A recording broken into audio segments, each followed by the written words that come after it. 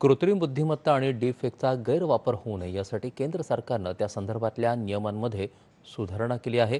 या सुधारणांनुसार एआयच्या मदतीनं तयार केलेल्या प्रत्येक कंटेंटसोबत ते एआयद्वारे असल्याचं स्पष्ट लिहावं लागेल अशी सूचना व्हिडिओ, ऑडिओ, फोटो यांच्यासोबत द्यावी लागेल.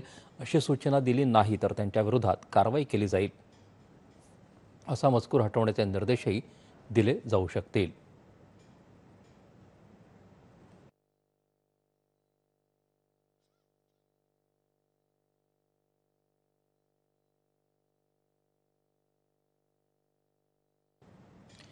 यामुळे एआय आणि डीपफेकच्या मदतीनं तयार केलेले व्हिडिओ किंवा इतर मजकूर लोकांना त्वरित ओळखता येईल आणि त्याच्यामुळे होणारी फसवणूक टाळता येईल.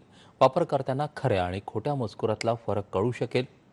माहिती आणि तंत्रज्ञान मंत्रालयानं नियमावलीतल्या सुधारणांचा मसुदा प्रसिद्ध केला आहे. सोशल मीडिया कंपन्यांची जबाबदारी निश्चित करण्यासाठी तसंच पारदर्शकता आणण्यासाठी महत्त्वाच्या सुधारणा यात केल्या आहेत.